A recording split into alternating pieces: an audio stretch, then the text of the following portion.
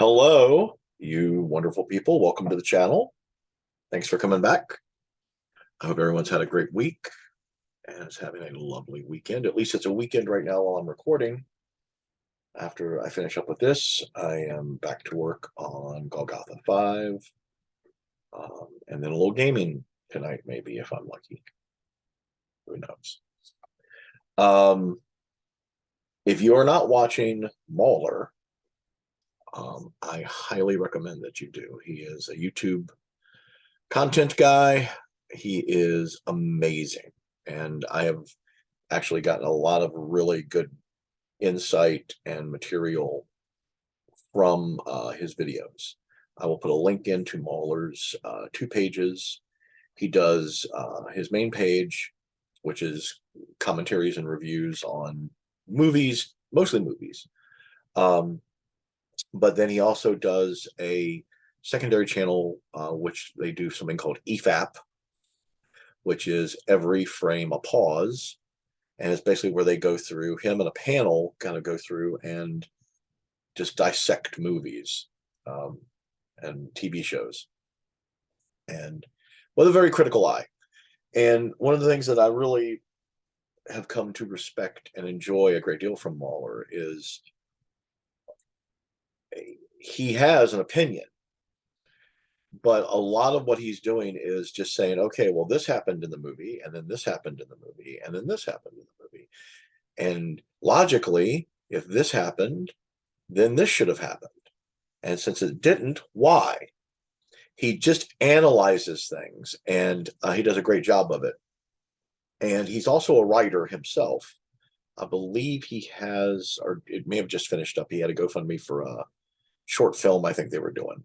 I'll try to find out some more about that for you. But if you go to his page, which I strongly invite you to do, and I suggest you you sign up for him, basically subscribe to the channel. It's great content, and it is also a great critical analysis of writing. He's a huge proponent of, writing matters. So I was watching something of his the other day. It was like part 4 of a analysis he was doing of The Force Awakens. And there's a little chunk in there that is talking about plot contrivances and how that's one of the major criticisms of Force Awakens, Last Jedi, and Rise of Skywalker, is that, which, by the way, I hate. Just full disclosure, I hate those movies. I hate them. There are a couple of little individual scenes and stuff that I think are cool. And if you do enjoy them, good on you. That's fantastic. I'm glad you find joy in something. That's great. I do not. I don't. And please don't take this video as a invitation to pick a fight about this, because you can have your opinion. You can jump on and make your own YouTube channel, and you can tell me 8 million ways I'm wrong. But I'm not going to waste my time trying to convince you, or trying to explain to you why I feel the way I do, while you try to convince me to change my way of thinking about those movies to match yours. Ain't going to happen. So basically, what I did want to talk to you about, which I found the little section he had on plot contrivances was just fascinating. And I think it's something that as writers we could all benefit from, because it's talking about the mechanics, the nuts and bolts of writing. And it's a bit of a dissertation on the difference between good writing and not so good writing. What the kind of the crux of what he's talking about is, with these plot contrivances, is what he refers to as and then storytelling. And then storytelling goes something like this. This thing happens in the story, and then this thing happens, and then this thing happens, and then this thing happens. However, it's poor storytelling because it's jarring, and there's something in the back of your head when you're watching it. And sometimes, I mean, look, we've all watched movies where you're like, going, okay, why did they do that? Or why did that happen? Or literally, you're watching the movie and you're like, oh, come on, really? That's what and then storytelling engenders. It's what it produces. Is basically you have things happen because it's convenient for the plot for them to happen, as opposed to because of storytelling, which basically when you have if you're familiar with writing, you have sort of like a beat. There's a rhythm to writing. I've always felt that. And to me, it always comes off as like a musical kind of thing. So the term beat works very well for me. You have something going on, and your beat is part of your story. It's part of what you're telling your audience. Each beat should have in between it, this happens, therefore this happens, or this happens because this happens. You see the difference? It may not come off to you in those mechanics, but if you think about movies, I'll give you an example. An example of contrivances and kind of plot conveniences. They're usually small, and they usually don't affect a lot of things. They're in almost every kind of fiction, and that's because we have those in life. Life does have things that just happen for no apparent reason. Forgive me, my nose is itching really bad. God, I hope that means I'm going to get, no, that means that's palm. It'd be nice to get some money. But anyways, maybe my nose is going to get some money. I don't know. But these kind of plot contrivances, conveniences are usually small things. Horror movies are just gushing with them. However, part of horror is also they do a little bit of the therefore and but. That's another one, is like, this happens, but then this happens. This happens because this happens. So you'll see the setups, especially in like horror movies. It's like, I swear you lose your keys 100 times a day, says someone in the first 10 minutes of the movie. Later, when the masked machete wielding maniac is chasing them, they can't find their keys. They're fumbling for their keys, and it builds anxiety and tension and suspense. The contrivance part might be they find their keys, they get in the car, they lock the car back behind them, like, and then the maniac comes out of the back seat and kills them. All right, how did the maniac get in the car if the car was locked? Did they just magically appear in the car? They're counting on you to have such a visceral, emotional payoff, which is the other part of you have setups and payoffs. They're hoping that the setup of the anxiety and the building and the killer's right behind them, and they can't get in the car because it's locked, and they can't find their keys, and oh my God, I dropped my keys in the car, and I get my keys and I get in. Okay, and then the killer just pops up and kills them. That is a story contrivance. But usually you're having such a good time in the horror movie, and part of it is like you're almost expecting it. It's like your brain's been trained with those kind of movies to expect that. Now, that would be an example of and then this happens. They unlock the car, they get in the car, and then the killer is in the back seat and kills them. Okay. So it does happen in film, it happens in comics, it happens in books. You're hoping that the payoff, the emotional, visceral payoff, will obscure the fact that you didn't earn the killer being in the back seat of the car. And one of the examples that he gives for Star Wars of because of storytelling is in Star Wars, or if you prefer Episode 4, A New Hope.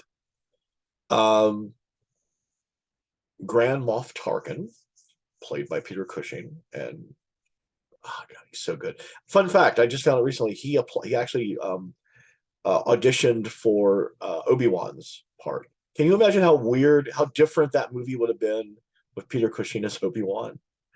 But Peter Cushing's Grand Moff Tarkin decides not to leave the Death Star. His aide comes up to him and says, "Sir, we've analyzed their attack, and there's a possibility of some danger." And Tarkin's like, "Evacuate at our moment of triumph. I think you overestimate their chances," which is basically his epitaph. That's that, because then, spoilers, if you've been living on a desert island for the last 50 years or whatever, Luke blows up the Death Star with Grand Moff Tarkin on board. But in that film, you have several scenes that show you just how arrogant, just how egotistical Tarkin is. He believes he is at the seat of the most powerful weapon in the universe. He is the right-hand man of the Emperor of the galaxy. He is got Darth Vader on a leash. The guy thinks he's got it all covered. He's not afraid of the rebels. He doesn't think they have a freaking chance. He's going to blow them up, and then he's going to probably get another little medal for doing it. So it makes perfect sense when he says, "No, I'm not leaving." That is the crux, the essence of because of storytelling. We were given insight into that character, and what comes next is consistent with that insight into the character. The plot is following what the character should do. And once we get to know a character, and that's part of the job of the writer, is to make these people real to us, make them feel like real people, make them feel important and part of this world. And then, I mean, I do this when I'm writing Golgotha.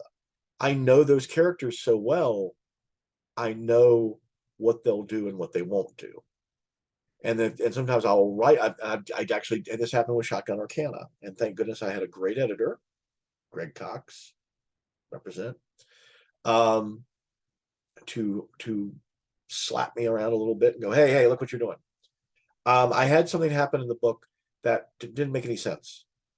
It was convenient for me because it was an easy way to get to the scene I wanted to get to. But when Greg's like, "But this is going on and this is going on, would they really be doing this in the middle of all that?" And he was right. He was absolutely freaking right. They wouldn't be. So I rewrote the scene. I rewrote the whole thing around the scene. It was a pain in the ass, but you know what? He was right, and it was better, and it made more sense. It was more organic. It felt right. One of the examples he gives in The Last Jedi, which I loathe, is Rey leaves Luke to go try to convince Kylo Ren to turn to the light side of the Force. Why? She gets to Luke, and Luke is hesitant to train her. And then she gets a Force Skype call from Kylo Ren. One of the reasons I hate the movie is what they do to the Force in it. And she hates him because he killed Han Solo in front of her. He's a monster. But then she decides, literally turn her character motivation and everything else turns on a literal dime. And she decides she's going to rush off and risk her life to try to turn him to the light side of the Force. There's nothing in the movies up to that point to justify that action. What that is the writer says, "Okay, I need to get her onto the ship for the big fight scene and the big confrontation with Snoke." She decides she's going to turn Kylo. She's going to try to turn him. We don't have any build up to that. We don't have any. Now, here's the thing. In the original trilogy, Luke hates Darth Vader. He is lied to by Obi-Wan, and from a certain point of view, and told that Vader killed his father. So he is ready to confront Vader, and Vader kicks his ass, and then Vader drops the bomb on him. Again, spoilers. 3, 2, 1. That Darth Vader is his father, and it just crushes and destroys Luke. Luke, in between Empire Strikes Back and Return of the Jedi, completes his training with Yoda. Ben basically tells him, "You've got to kill Darth Vader. You have to kill him." Yoda and Ben both are telling him, "You have to confront Vader, and you're going to have to take him down." Now, I did notice that Yoda says confront. I believe he says you have to confront Vader. He doesn't say he has to kill him. Ben, I'm pretty sure, pretty much says you got to kill him. And I think that's interesting for a bunch of reasons. Because for one thing, it means that ghosts are not force goats. Force ghosts are not, omniscient. They still carry with them whatever they had with them when they were alive. And Obi-Wan died believing that Darth Vader was a twisted, evil monster. I don't give a fuck what the Disney Plus show tries to do, but that's the thing. Is they basically Luke is being told by his mentors, "You've got to kill Darth Vader." Luke decides over the course of pretty much Return of the Jedi that he's not going to kill Darth Vader. He's his father. He's not going to murder him. Luke has a strong sense of family. He has a strong sense of loyalty to those he loves. That's what gets him into trouble. That's another example of the whole because of storytelling. Because we have seen Luke and how fiercely loyal he is to his friends and family. We have seen, and I know there's a whole go on Aunt Beru thing, but he still loves them. He didn't want them to get murdered. He just was a rebellious teenager and didn't want to stay on the farm. That's a totally different thing. What I am saying, though, is that he loves Han, Luke, and Leia. He already loves Han, Chewie, and Leia, and the droids. And he basically is willing to sacrifice himself or to put himself in harm's way for them. When he learns that Anakin Skywalker is alive and that he's in this twisted monster, Darth Vader, Luke makes a decision that is consistent with his character from the last couple of movies. Luke didn't run away. Luke didn't join up with Han Solo and go off and have adventures at the end of New Hope. He stuck around because he believed in the cause. And he believed, and he couldn't leave Leia behind, and he couldn't leave all these people, including friends from his childhood who were there as rebel pilots. He made a decision to stay and fight. Han Solo, the mercenary, basically was leaving and offered him a chance to go with him. And because Han had come to like this young man and saw in him, kind of like family, like a friend, like a brother. And Luke's like, "No, I can't leave. You should stay and help us fight." And Han's always like, "Screw that. I'm not going to do it." But because of Luke making an impact on Han, Leia making a very strong impact on Han Solo's motivation changes. And he comes back to 3, 2, 1, spoiler, save Luke at the very end of New Hope. And it is an amazing emotional payoff, and it's earned. We saw Han Solo go from a cold-blooded gunfighter, killer, mercenary, drug dealer to a reluctant hero. And then we see him have a moment of realization. And he decides to, instead of running like he's done his whole life, he decides to turn and fight. And he's fighting for the people he loves and cares about. Those are great emotional payoffs. I remember seeing that as a kid, and everybody in the theater is like, "Yeah, Han, yeah." And that's a good payoff. You have those in books too. You'll have a moment where something happens, a character does something, and if it's something that's done and you're just like, where did that come from? You feel that. If it's something that was building and building and you're kind of on the precipice, you're not sure, which way they're going to go, and they go this way, you say, all right, hell yeah. Game of Thrones, House of the Dragon. I'm going to spoil a little scene for you. Patty Constantine should absolutely get a frickin', I don't know, Nobel Prize, something, some kind of an award for his role as the king. The king near the end of the season is very, very sick. He's dying. Everyone knows he's dying. And his daughter is in a really bad position politically. And she comes to him basically just pleading for help. And he's so sick and so out of it that you really don't think he's going to be able to do anything about it. And she certainly doesn't think he's going to be able to do anything about it. And what ends up happening is the king makes this grand entrance into the throne room, and he surprises his political enemies, and he surprises his daughter and his political allies. They all expected him to just be laying in bed in misery, dying. And it's clear the old man is right at the edge of death. And he heroically as any battle scene you have ever seen in your life, he heroically shrugs off his guards and he walks himself across this huge throne room to sit on his throne one last time and save his daughter. It's amazing. And that is because of storytelling and not and then storytelling.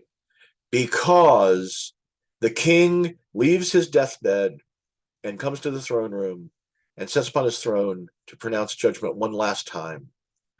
Because we have seen through the whole season how much he loves and cares about his family, especially his daughter, and how much he wants her to be happy. He wants his whole family to be happy. This man is that is the crux of his motivation. And therefore, he makes that final heroic gesture, and it's beautiful. It's absolutely beautiful. So basically, what you want to kind of look at is, there are things that happen in life, and therefore should be reflected in writing and stories that can just be coincidences. But one of the things that, and again, this is all coming from Mauler's video, I really recommend you check it out, because he says it so much more eloquently than I am.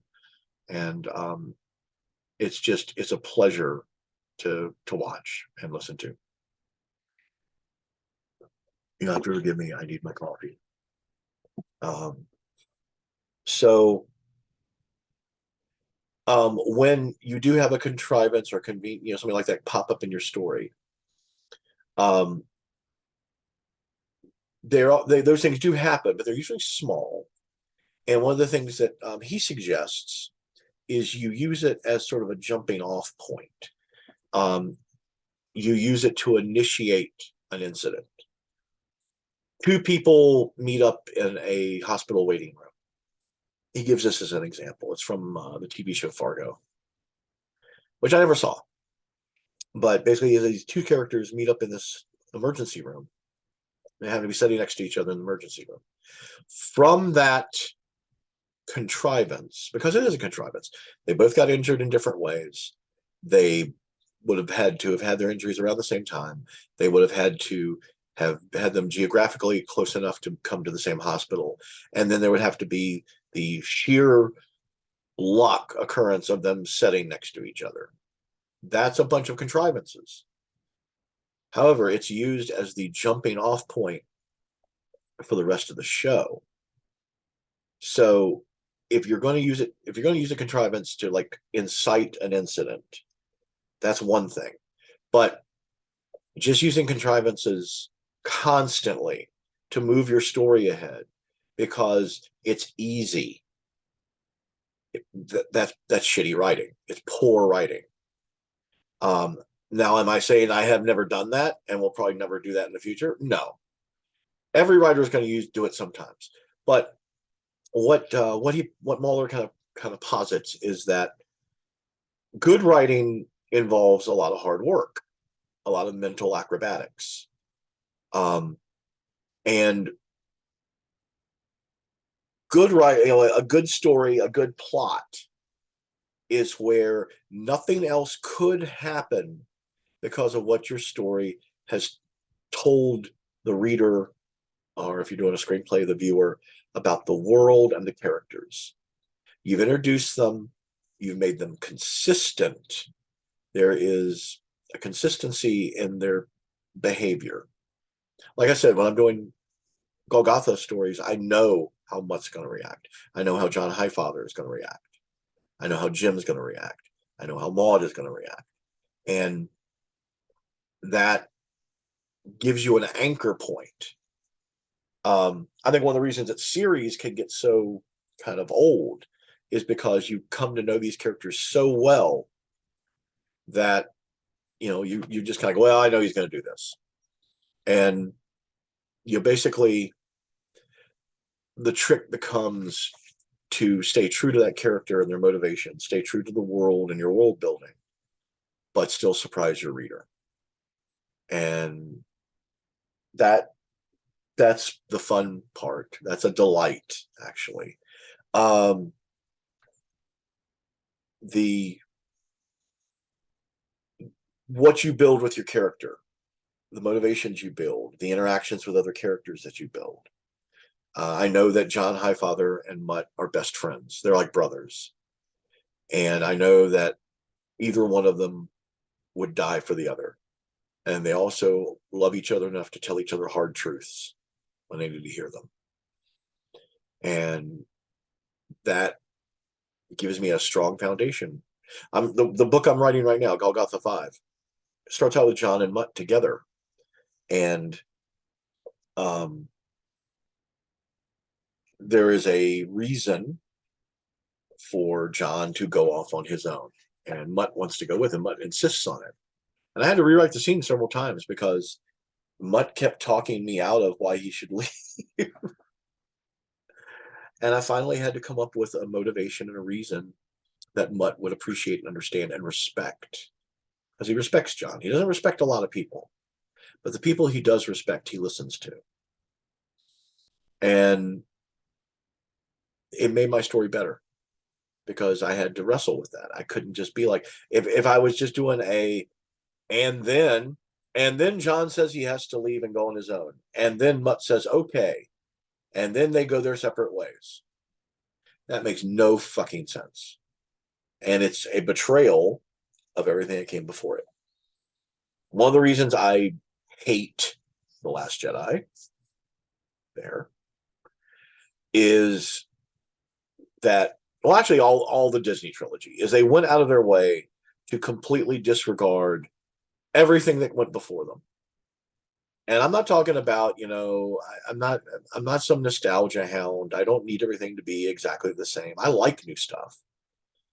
But if you give me a character, and I've been with that character through a lot, through multiple movies and comic books and all this other stuff, which, by the way, I'll get into that third party derivative stuff in a minute. But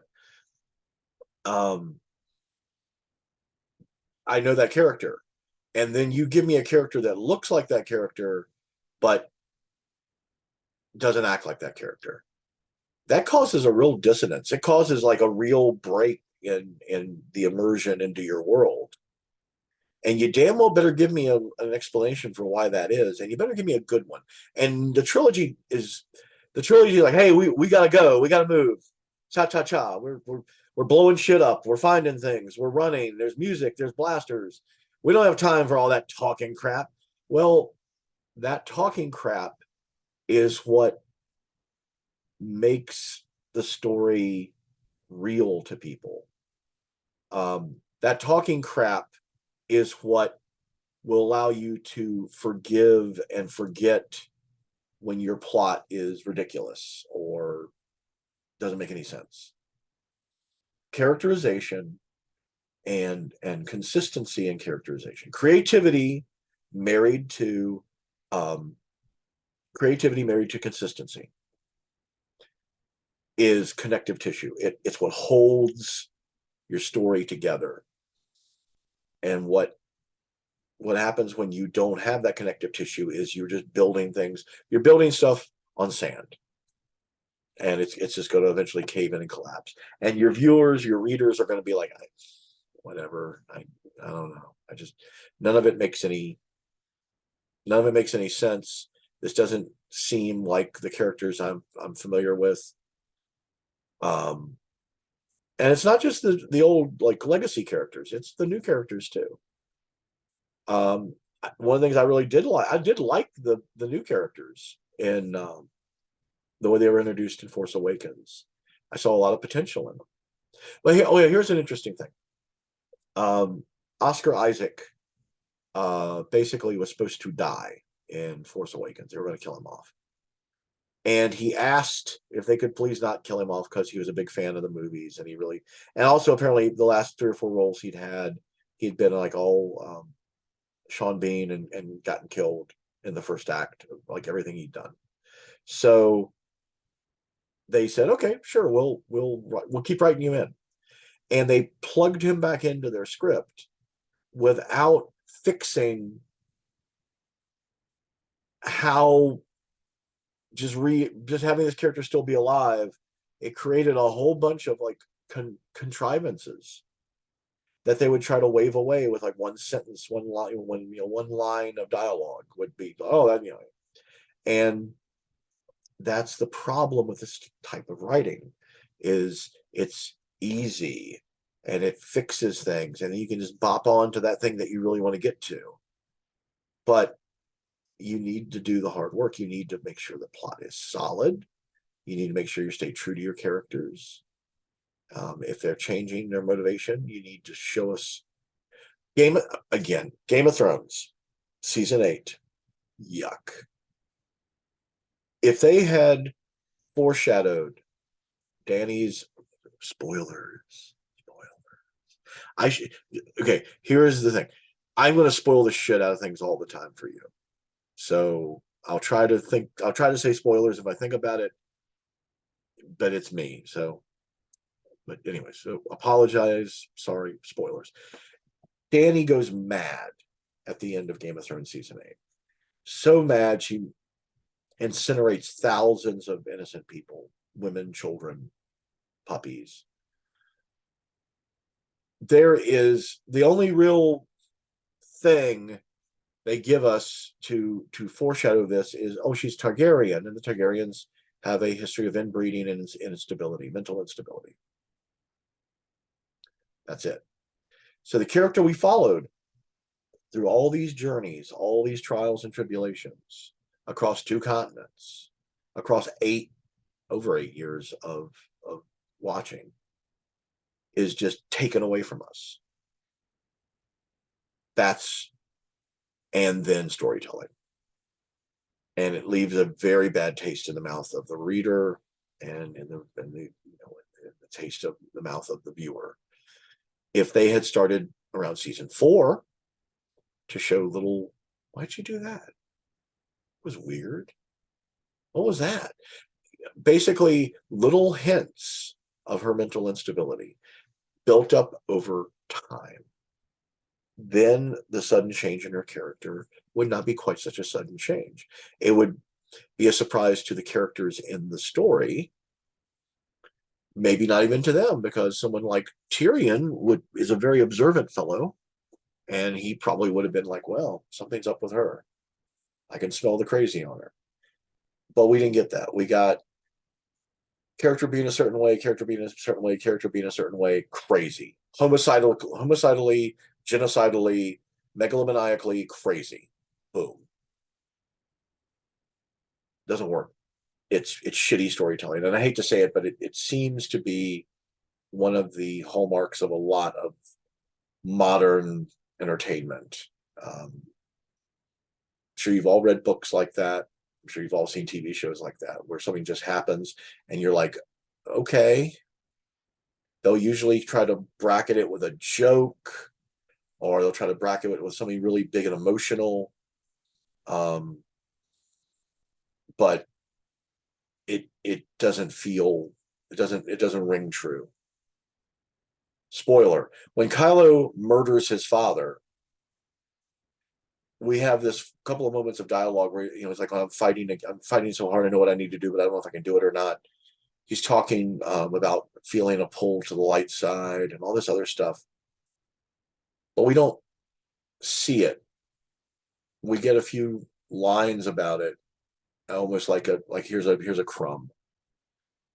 And think how much more emotionally impactful it would have been if you were not entirely certain what was going to happen with Ben. If Ben was going to turn, think how much more interesting that movie would have been on so many different levels if Han Solo was able to redeem his son and pull his son back the way Luke pulled Vader back. It would be a powerful message. It would be strong to the themes of family and love and devotion and those things overcoming evil. It would have been epic. It would have been great. It would, and even if Han died 5 seconds later, like some stormtrooper shoots him right after Ben comes back, it would have been a great death instead of a kind of a. Because I know when I was in the theater watching that, I heard a lot of people going, "Oh no, don't do it! No, no, don't do it! Don't do it!" You know, you could even get away with something like Han takes the lightsaber and then he ignites it and kills Ben. Because at the last moment he realizes Ben's not going to come back. Maybe something in his eyes, or he begins to like take the saber away from Han, and at the last moment he possibly can, kills his son. Powerful. And again, so much more powerful if sometime in the 40 minutes to an hour ahead of that happening, we had more than literally a brief conversation, a couple of minutes of screen time talking about Ben between Leia and Han.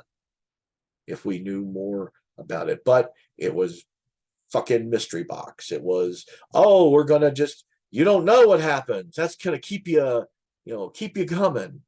Well, people get tired of that. If people are willing to put up with mystery box, if there's a good visceral payoff, and that wasn't.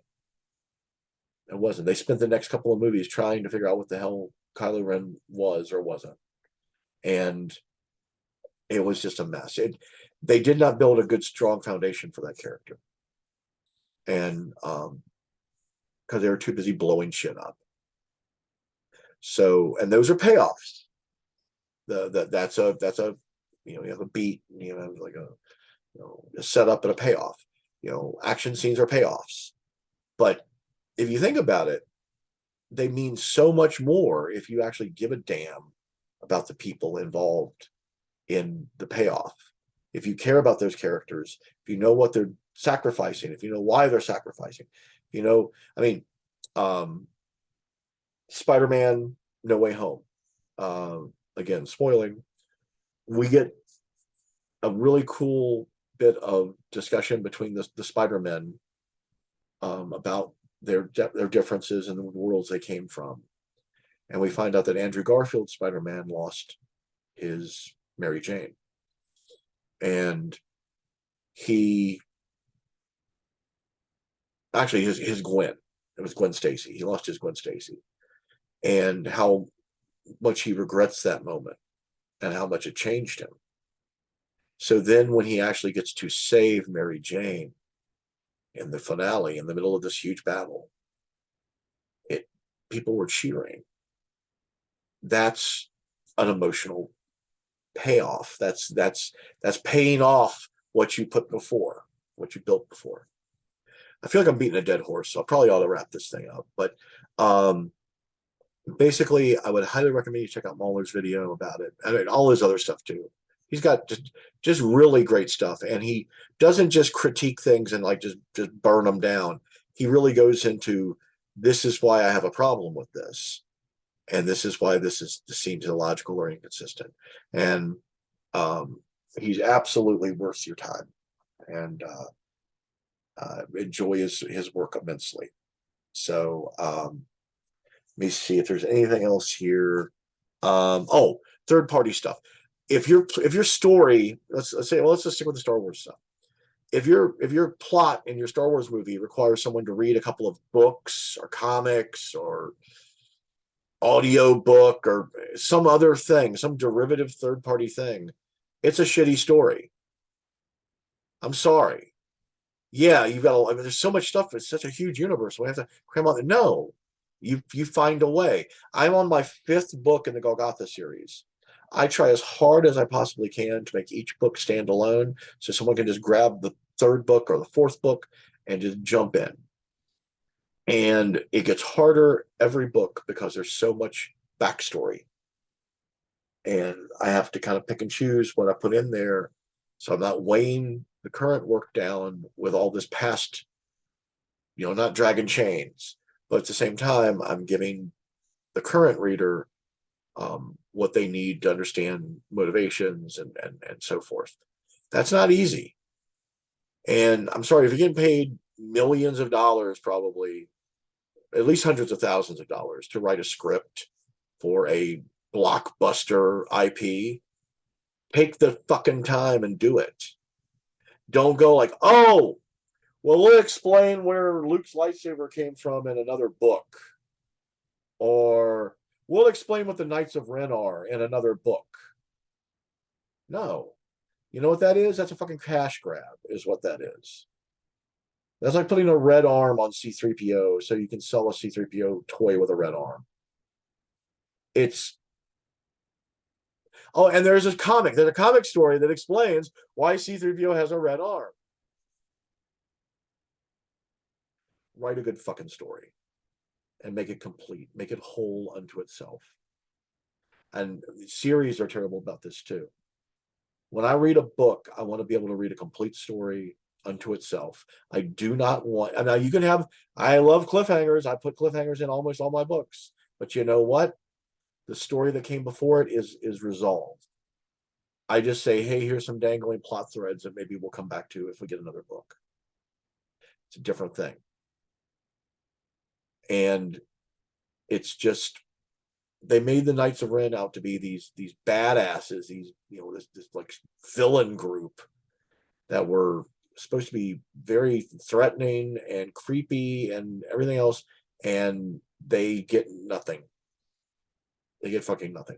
Now, part of that has to do with the fact that they were jumping between writers and directors in that whole trilogy, but that's not my problem as a viewer or as a reader. That's your problem because it's your baby, it's your universe. And do not count on being able to explain things in your book 3 books down the road when you get to this payoff. No, you can hint at things. Okay, I'm on book 5 in Golgotha right now.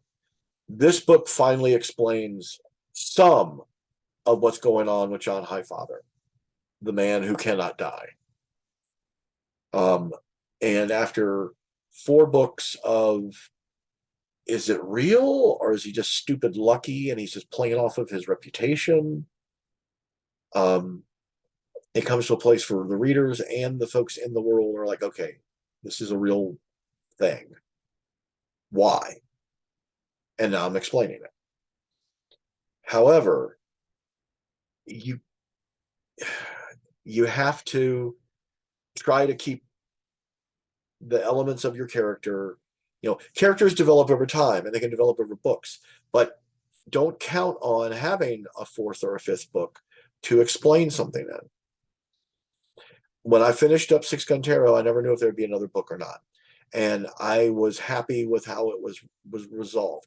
There were still questions for the reader, but there were no questions about the plot or the story that weren't wrapped up. It was a complete story unto itself. There could be more stories, there could be more explanations, but you didn't feel like you got gypped. I gave enough of John's background to where you could say, maybe he really is not able to die. Or you could say, this is just, he's got just dumb, stupid luck. It's a dumb, stupid contrivance. And basically, you didn't leave that book feeling like, well, I don't know what the hell the sheriff was about. What was that? It hopefully left you wanting more, which a good story will do, because you're so immersed in the world, you're immersed in the characters that you want to keep it, you want it to keep going. That's a totally different thing than I'm going to explain this huge gaping plot hole in my story in another book, or I'm going to explain it in a comic or whatever. It's or a Disney Plus series. No, that's not how that works. At least it's not how it should work, in my humble opinion, which is worth everything you pay for it. I'm trying to think if there's anything else. Oh, one thing about, contrivances do happen in real life. Coincidences do happen in real life. However, most things can be traced back in real life to a cause. We may not ever know. The guy that walks into the convenience store and just starts shooting, there's probably a cause for why that happened. We may never know what it is. But as a reader or as a film goer, we are given more of the world to see. Maybe it depends on your, what point of view you're going from. But normally you're given a bit more than the average denizen of that world. So, you as the writer, you have the ability to show the causal relationship, the cause and effect. And even if the characters in the book never know what it is, you do. The reader does, and that's satisfying. Actually, in some ways, it's almost like a little voyeuristic kind of thing. It can be very satisfying. Basically, your plot should be a result of meaningful decisions made by the characters that respect and develop their characteristics and motivations. That is because of storytelling. Therefore, storytelling. But storytelling. Because storytelling. Try it out. After watching this thing with Mauler, I'm going to be very mindful of it when I'm writing today, and see if I catch myself doing it. I'm not. This is not like I'm not chiding anybody for doing it. I'm not saying I haven't done it. I'm not saying I won't do it. What I'm saying is that after watching this little video from Mauler, I do think that a story would be more satisfying for both the writer and the reader if you put a little extra work into connective tissue, causation, and the effects of causation. That's it. I'm going to be back this week. I'm going to do a review of Isom #1 by Eric July. It's a comic. I'll tell you more about it in the next video. I've also got some comic book stuff I'm going to be doing, hopefully, with my friend David. I might be starting a little thing with that. I do a comic book chat on my Patreon that has not had a lot of folks engaged with it, and I really would like to do some more with that. I have clearly strong opinions about modern contemporary storytelling, and I'm just the old man to piss all over your front lawn about it. So I hope everybody is having a great month so far. I hope you've had a really good weekend, and I look forward to talking to you guys on the next video. Thank you so much.